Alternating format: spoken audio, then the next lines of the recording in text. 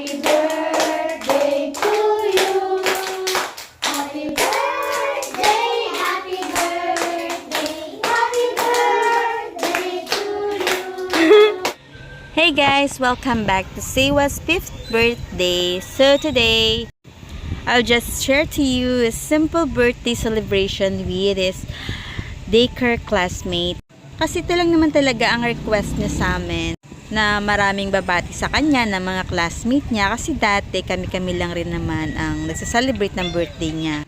So may iba naman ngayong birthday niya na may kasama siya mga bata.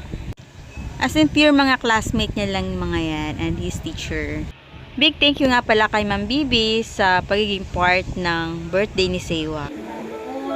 Narito ang buhay ni Seiwa, Lord God. Patuloy natin kami na tinataas sa iyo, Lord.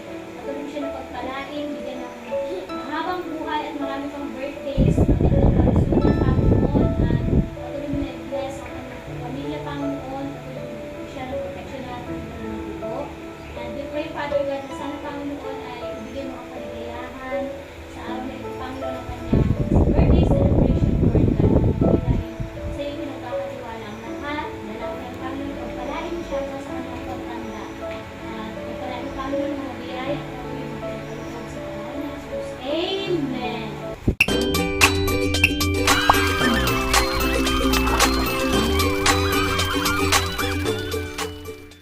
Happy birthday to you.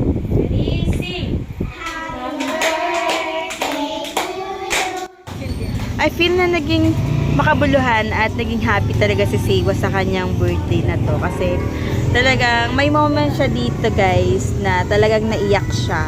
May pa-cry moment yan, may pa-tears of joy yan. Birthday to you. Happy birthday to you. Happy birthday. May ganun. Happy birthday. Happy birthday to you. Maligayang bati. Sa iyong pagsilang. Maligayang bati. Happy birthday, Seiwa.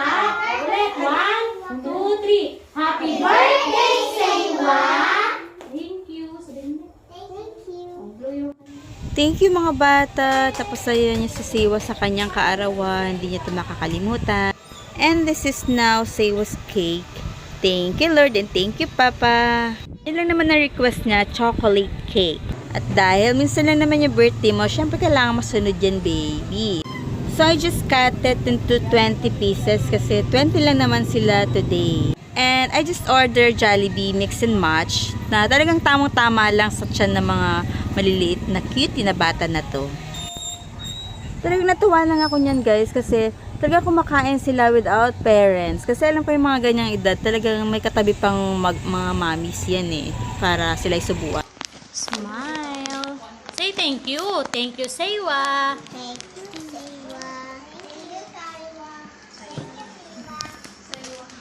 So ganitong pagkakataon nga ay natuturuan pa sila ng tamang behavior. And thank you again sa mga classmate niya na nag-cooperate at naging part ng birthday ni Seiwa at nag-attend sa kanyang munting salo-salo. And also sa mga parents and also kay teachers sa pag-gather ng mga kids dito sa school. And ayan, syempre prepare kaya na si mama para mapasaya siya. Yan din ang request niya sa birthday niya na may ganyang forma sa kanya kaarawan. Mayroong balloons na Elsa. And big thank you again to Ma'am Bibi kasi ayan, siya na nga niyan ang nagdikit na mga yan. So bali, pagdating na lang namin ni-retouch na lang ulit yan kasi may mga makukulit ng bata. So ayan, super happy ako at lalo na syempre si Seiwa.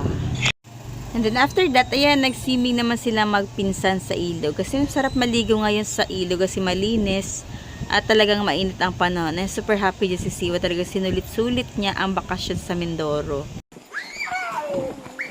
Hinaralakhak siya. Ay, maganda yung ligo nyo, hindi mainit.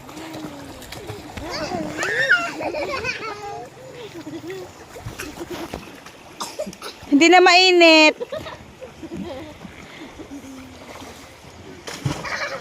Suba party.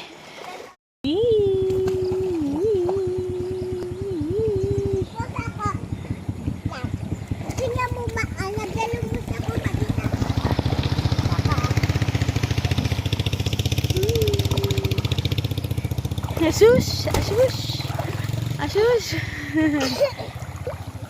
Okay, ganda nga ang tubig na malinis. Aroy, marunong na eh. Aroy!